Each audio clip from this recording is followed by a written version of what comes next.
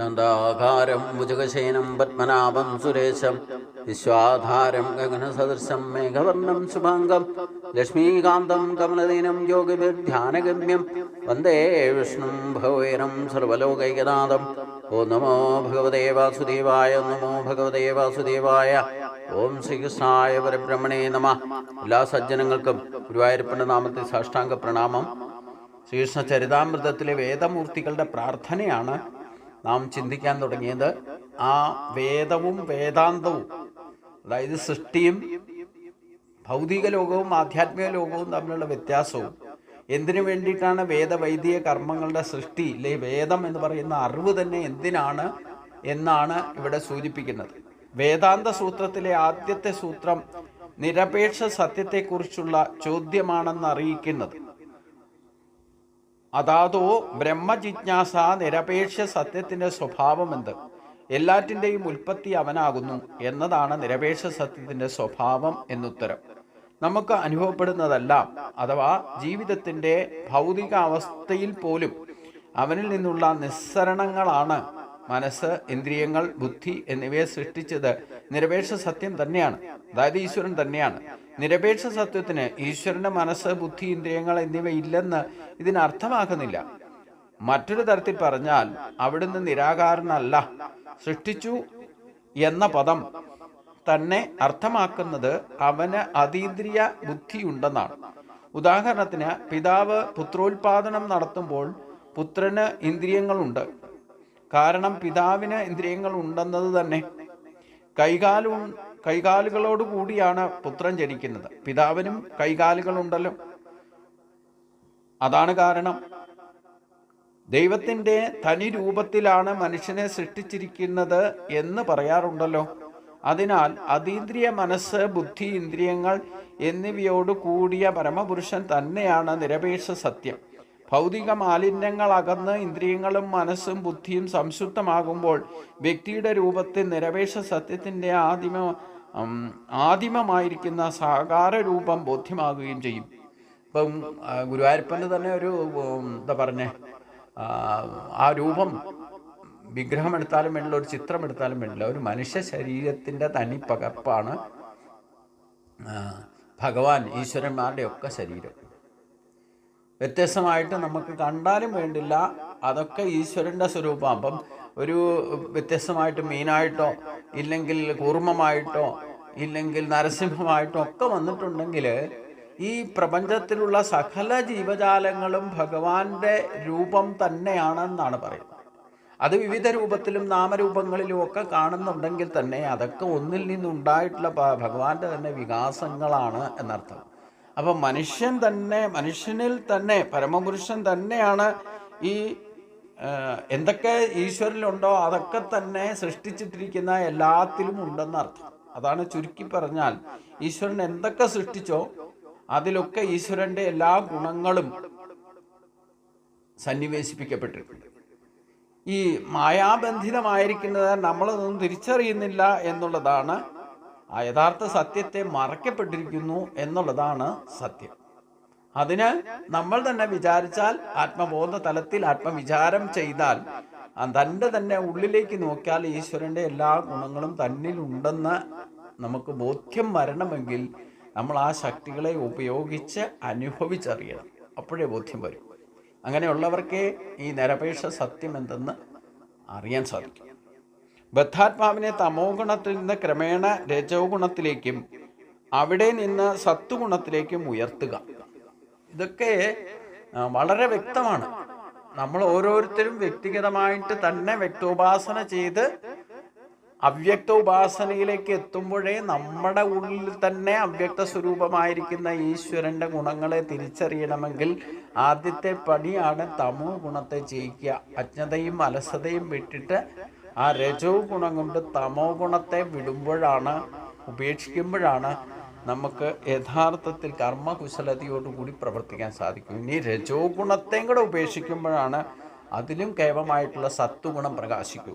സത്വഗുണം പ്രകാശിക്കുക അതിലേക്ക് ഉയർത്തുമ്പോഴാണ് യഥാർത്ഥ ഈശ്വരീയ അവബോധം.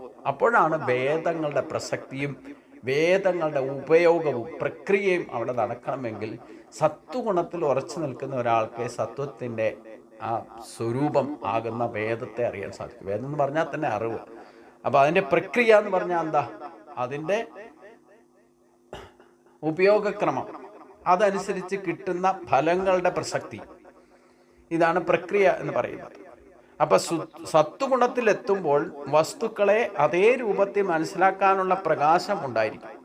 ഉദാഹരണത്തിന്, ഭൂമിയിൽ നിന്ന് മരമുണ്ടാകുന്നു, മരം കൊണ്ട് തീ കത്തുന്നു, അഗ്നി ജ്വലിക്കുന്ന ആ പ്രക്രിയയിൽ പുകയാണ് ആദ്യം ഉണ്ടാകുന്നത്, തുടർന്ന് ചൂട്, അത് കഴിഞ്ഞ് അഗ്നി.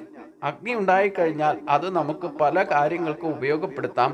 പ്രകാശം വരെ അതിൽ നിന്നാണ് പുറത്ത് കാണുന്നത്. അപ്പോൾ അഗ്നിയാണ് ആത്യന്തിക ലക്ഷ്യം. സ്ഥൂലമായ ഭൗതിക ജീവിതത്തിൽ തമോ ഗുണമാണ് മുന്തി നിൽക്കുന്നത്. പ്രാകൃതഘട്ടത്തിൽ നിന്ന് ക്രമേണ പരിഷ്കൃത ജീവിതത്തിലേക്ക് പരിഷ്കാരത്തിൻ്റെ ക്രമേണയുള്ള പുരോഗതിയാണ് തമോ ഗുണത്തിന് നാശം സംഭവിക്കുന്നത്. അങ്ങനെ പരിഷ്കൃത ജീവിതത്തിലെത്തുമ്പോൾ അവൻ രജോ ഗുണ പ്രധാനിയായി തീരുന്നു. പ്രാകൃതഘട്ടത്തിൽ അഥവാ തമോ ഗുണത്തിൽ നിന്ന് പ്രാകൃതഘട്ടത്തിൽ അഥവാ തമോ ഗുണത്തിൽ വളരെ അപരിഷ്കൃതമെന്നോ പരുക്കനെന്നോ വിശേഷിപ്പിക്കാവുന്ന രീതിയിലാണ് ഇന്ദ്രിയങ്ങളെ തൃപ്തിപ്പെടുത്തിക്കൊണ്ടിരുന്നത്. രജോ ഗുണത്തിൽ അഥവാ ജീവിതത്തിൻ്റെ പരിഷ്കൃത ഘട്ടത്തിൽ അത് കുറെ കൂടെ സംസ്കൃത രൂപത്തിലും സംസ്കാര രൂപത്തിലും പരിപക്വമായി തീരും. എന്നാൽ സത്വഗുണത്തിലെത്തുമ്പോൾ വികലമായിരിക്കുന്ന അവബോധത്താൽ ആവരണം ചെയ്യപ്പെട്ടിരിക്കുന്നതിനാൽ മാത്രമാണ് മനസ്സും ഇന്ദ്രിയങ്ങളും ഭൗതിക വൃത്തികൾ വ്യാപരിക്കുന്നത് എന്ന് അവന് തന്നെ മനസ്സിലാകും. അതാണ് വികലമായിരിക്കുന്ന അവബോധം ക്രമേണ കൃഷ്ണ അവബോധമായിട്ട് മാറുന്നതോടെ മോചനത്തിൻ്റെ മാർഗം തുറന്നു കിട്ടുകയും ചെയ്യും. അപ്പോൾ ഇന്ദ്രിയങ്ങൾ കൊണ്ട് മനസ്സുകൊണ്ടും നിരപേക്ഷ സത്യത്തെ സമീപിക്കാവുന്നതല്ല. ഇന്ദ്രിയങ്ങളും മനസ്സും ബുദ്ധിയും മാലിന്യങ്ങൾ നിറഞ്ഞ സ്ഥൂലാവസ്ഥയിൽ നിരപേക്ഷ സത്യത്തിൻ്റെ സ്വഭാവം മനസ്സിലാക്കാൻ പ്രാപ്തമല്ലെന്നും സംശുദ്ധമാക്കുമ്പോൾ നിരപേക്ഷ സത്യം എന്താണെന്ന് മനസ്സിലാക്കാൻ അവ പ്രാപ്തമാണെന്നും ആണ് ഈ പറഞ്ഞതിൻ്റെ പൊരുൾ. ശുദ്ധീകരണ പ്രക്രിയയാണ് ഭക്തിയുത സേവനം അല്ലെങ്കിൽ കൃഷ്ണ അവബോധം എന്ന് വിളിക്കപ്പെടുന്നത്. അപ്പം വേദജ്ഞാനത്തിൻ്റെ ലക്ഷ്യം കൃഷ്ണനെ മനസ്സിലാക്കുകയാണെന്ന് ഭഗവത്ഗീതയിൽ പറയുന്നുണ്ട്. പൂർണ്ണമായ ആത്മസമർപ്പണം കൊണ്ട് മാത്രമേ കൃഷ്ണനെ അറിയാൻ പറ്റൂ. എന്നാൽ ഭഗവത്ഗീതയിൽ പറയുന്നത് കൃഷ്ണനെ തന്നെ സദാ സ്മരിക്കണം, കൃഷ്ണനെ പ്രേമപൂർവ്വം സദാ സേവിക്കണം, കൃഷ്ണനെ എപ്പോഴും ആരാധിക്കുകയും പ്രണമിക്കുകയും വേണം എന്നാണ് ഭഗവത്ഗീതയിൽ പറയുന്നത്. ഈ പ്രക്രിയ കൊണ്ട് മാത്രമേ ഈശ്വര സാമ്രാജ്യത്തിലേക്കുള്ള പ്രവേശം ഉറപ്പാക്കാൻ സാധിക്കും. ഇപ്പം വേദം പഠിക്കുക, ഇല്ലെ വേദം വൈദിക മാർഗങ്ങളനുസരിച്ച് ജീവിക്കുക എന്നൊക്കെ പറയുന്നത് കലിയുഗത്തിൽ വലിയ പ്രസക്തിയൊന്നുമില്ല. ഒന്നാമത്തെ കാര്യം, ഇതിൻ്റെ അറിവ് വേണ്ട വിധത്തിൽ അത് ഉപയോഗിച്ചിട്ട് അതിൻ്റെ യഥാർത്ഥ തത്വബോധത്തെ മനസ്സിലാക്കി തരാനും പറ്റിയവരോ ഇല്ലേ മനസ്സിലാക്കിയിട്ടായിരിക്കുക ചെയ്യുക. തത്തമ്മേ പൂച്ച എന്ന് പറയുന്നത് പോലെ വേദമന്ത്രങ്ങൾ ഉച്ചരിച്ചത് കൊണ്ടോ സൂക്തങ്ങൾ ഉച്ചരിച്ചത് കൊണ്ടോ വേദവൈദിക മാർഗങ്ങളും പൂജകളും യാഗങ്ങളും ഒക്കെ വിവിധ ഉദ്ദേശ ലക്ഷ്യത്തോടെ ചെയ്താലും യഥാർത്ഥത്തിൽ ആധ്യാത്മിക ശുദ്ധിക്ക് ഇല്ലെങ്കിൽ അന്ധകരണ ശുദ്ധിക്ക് അതൊന്നും പോരാതെ വരും. കാരണം നമ്മൾ അതിലൊക്കെ കുടുങ്ങുന്നർത്ഥം. അപ്പോൾ അതുകൊണ്ട് ഈ കൃഷ്ണനെ വളരെ ലളിതമായിട്ട് ഗീതയിൽ തന്നെ പറയുന്നത്, നീ എന്നെ തന്നെ എനിക്കായിക്കൊണ്ട് കർമ്മങ്ങൾ ചെയ്യുക, എന്നെ നമസ്കരിക്കുക, ഞാൻ പറയുന്നത് 100% അനുസരിക്കുക, എൻ്റെ ഹിതമനുസരിച്ചുകൊണ്ട് പ്രവർത്തിക്കുക, അനന്യാ ചിന്തയന്തോ മാമേ ജനാ പരിയുപാസത്തെ ദേശാം നിത്യാഭിയുക്താനാം യോഗക്ഷേമം മഹാമ്യം എന്ന് പറഞ്ഞല്ലോ.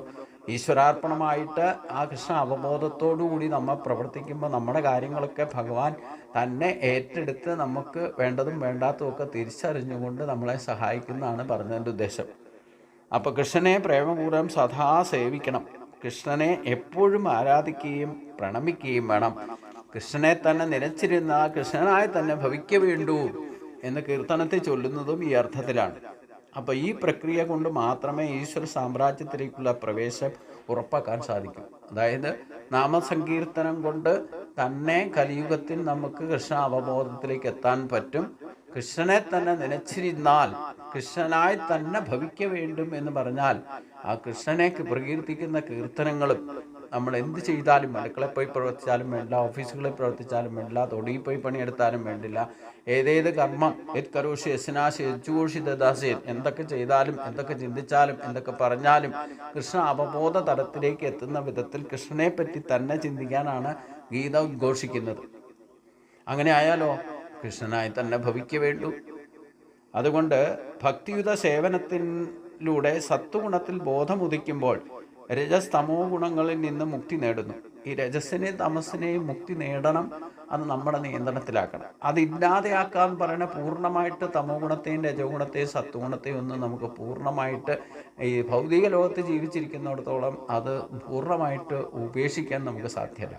കാരണം അതിനകത്താണ് നമ്മുടെ ശരീരവും ഇല്ലെങ്കിൽ ഈ പ്രക്രിയകളൊക്കെ സൃഷ്ടിസ്ഥിതി ലയം പോലും നടക്കുന്നത്. അനുനിമിഷം പ്രപഞ്ചം തന്നെ ചലിക്കുന്നത് ഈ സത്വരജ തമോ ഗുണങ്ങളുടെ സ്വഭാവം കൊണ്ടാണ്, അതിൻ്റെ പ്രവർത്തനം കൊണ്ടാണ്. അതുകൊണ്ട് അതിനെ പൂർണ്ണമായിട്ട് ഉപേക്ഷിക്കുക, ഇല്ലാതെയാക്കുക എന്ന് പറയുന്നത് സാധ്യമല്ല. അത് നമ്മുടെ നിയന്ത്രണത്തിലാക്കണം എന്ന് മാത്രം. തമോ ഗുണത്തെയും രജോ ഗുണത്തെയും അതിന് അടിമകളായി പോകരുത്. അതിനെ ജയിച്ച് സത്വഗുണത്തെ വർദ്ധിപ്പിക്കാൻ ശ്രമിക്കുമ്പോഴാണ് ഈ കൃഷ്ണ അവബോധം തന്നെ നമ്മൾ ഉറയ്ക്കും. അതിന് ഗീതയിൽ തന്നെ പറയുന്നുണ്ട്. ഇല്ലെങ്കിൽ ഞാൻ പറയുന്ന കാര്യങ്ങൾ അഷ്ടാംഗയോഗം അനുസരിക്കുന്നതിൽ ഏറ്റവും കൃത്യമായിട്ട് സത്വഗുണമുള്ള സമയത്ത് എഴുന്നേൽക്കുക, സാത്വിക ഭക്ഷണം കഴിക്കുക, സജ്ജനങ്ങളായിട്ട് സമ്പർക്കം ഉണ്ടാക്കുക, നാമസങ്കീർത്തനം ചെയ്യുക, സൽക്കർമ്മങ്ങൾ ചെയ്യുക, സാത്വികമായിട്ടുള്ള ജ്ഞാനത്തെ ആർജിക്കുക.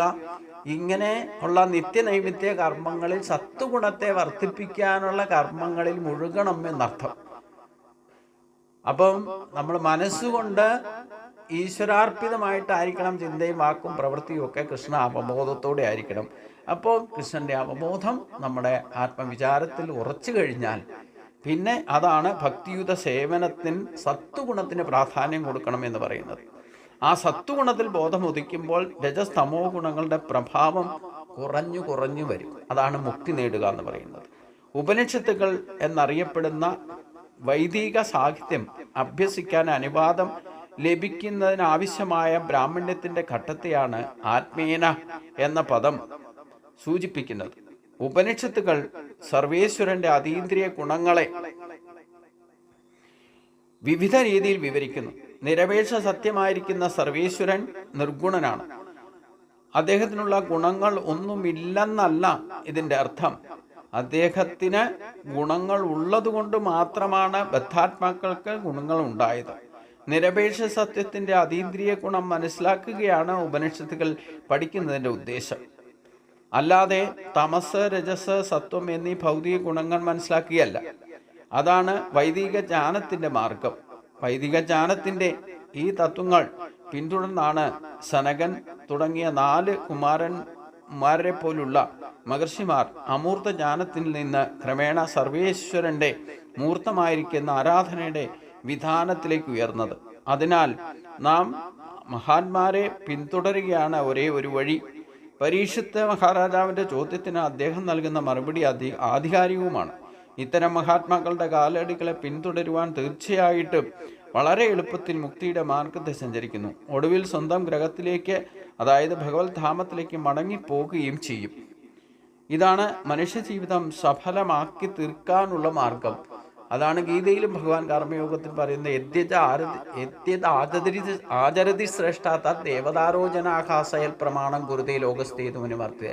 പണ്ടേ മുമുക്ഷുക്കളായിട്ടുള്ള മഹാത്മാക്കൾ കാണിച്ചു തന്നിരിക്കുന്ന അതേ പാതയിൽ തുടർന്ന് നമ്മൾ നമ്മുടെ സനാതനമായ ധർമ്മത്തെ പരിപാലിക്കണം എന്ന് തന്നെയാണ് ഭഗവാൻ പറയുന്നത്.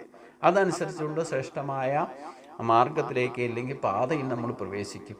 അപ്പം നമ്മുടെ കാരണവന്മാരെ പൂർവികരായിട്ടുള്ള സജ്ജനങ്ങൾ എന്താണോ, ഏതൊരു മാർഗത്തെയാണോ ഉപദേശിച്ച് കാണിച്ചു തന്നത്, ആ മാർഗത്തിൽ തന്നെ നമ്മളോടും പിന്തുടർന്ന് ആ സത്വത്തിൻ്റെ മാർഗത്തിലേക്ക് എത്തിച്ചേരാൻ തന്നെയാണ് പറഞ്ഞിരിക്കുന്നത്. അതുകൊണ്ട് ഒടുവിൽ സ്വന്തം ഗ്രഹത്തിലേക്ക്, അതിൻ്റെ ഉദ്ദേശലക്ഷ്യം ആ ഭഗവത് ധാമത്തിലേക്ക് നമ്മളെല്ലാവരും ചേരുകയും ചെയ്യുകയാണ് മനുഷ്യജന്മത്തിൻ്റെ പരമമായ ലക്ഷ്യം. സുഖദേവ ഗോസ്വാമി തുടർന്ന് പറഞ്ഞു, പ്രിയപ്പെട്ട രാജൻ, ഇവിടെ ഞാൻ നല്ലൊരു കഥ പറയാം. പരമപുരുഷനായ നാരായണനുമായിട്ട് ബന്ധപ്പെട്ടതാകയാൽ ഈ കഥയ്ക്ക് വളരെയധികം പ്രാധാന്യമുണ്ട്. നാരായണ മഹർഷിയും നാരദ മഹർഷിയും തമ്മിലുള്ള ഒരു സംഭാഷണമാണ് കഥാവസ്തു. ഇന്നും ഹിമാലയ പർവ്വത നിരകളിൽ തപസ് ചെയ്യുന്ന നാരായണ ഋഷി സാക്ഷാൽ നാരായണന്റെ അവതാരമായിട്ടാണ് കരുതപ്പെട്ടിട്ടുള്ളത്. ഒരിക്കൽ ദേവന്മാരിൽപ്പെട്ട മഹാഭക്തനും സന്യാസിയുമായിരിക്കുന്ന നാരദന് വിവിധ ലോകങ്ങളിൽ സഞ്ചരിച്ചുകൊണ്ടിരിക്കവേ ബദരികാശ്രമത്തിലെ നാരായണ ഋഷിയെ കണ്ട് വന്ദിക്കണമെന്ന് ആഗ്രഹമുദിച്ചു. ഭഗവത് ധാമത്തിലേക്ക് മടങ്ങിപ്പോകുക എന്ന ജീവിത സാഫല്യം കൈവരിക്കേണ്ടത് എങ്ങനെയാണെന്ന് ഭാരതവർഷത്തിലെ ജനതയെ പഠിപ്പിക്കാൻ വേണ്ടിയിട്ട് ഭഗവാന്റെ അവതാരമായിരിക്കുന്ന ആ നാരായണ ഋഷി സൃഷ്ടിയുടെ ആദി മുതൽ കഠിന തപോ അനുഷ്ഠാനങ്ങളിൽ വ്യാപൃതനായിരിക്കുകയായിരുന്നു. അദ്ദേഹത്തിൻ്റെ തപസ്സും വ്രതങ്ങളും എല്ലാം മനുഷ്യ സമൂഹത്തിന് ഉത്തമ മാതൃകയായിരുന്നു. അപ്പം ഇന്നും പോയാൽ ആ നാരായണ ഋഷിയുടെ മെമ്മറി ആയിട്ട് തന്നെയാണ് അവിടെ നരനാരായണ പർവ്വതങ്ങളെ കാണാൻ പറ്റും. ബദരി ക്ഷേത്രത്തിൻ്റെ പിന്നിലായിട്ട് ക്ഷേത്രം തന്നെ ഇരിക്കുന്നത് ആ മലയുടെ താഴ്വരയിലാണ്. അപ്പം അവിടെ എന്തിനാണ് നാരായണ ഋഷി തപസ് ചെയ്തത് എന്നുകൂടെ ഉദ്ദേശലക്ഷ്യം പറയുന്നു. അങ്ങനെ കഠിന തപസ് അനുഷ്ഠിച്ചിരിക്കുന്ന ആ ഋഷിയെ കാണണമെന്ന മോഹം നാരദർക്കുണ്ടായി.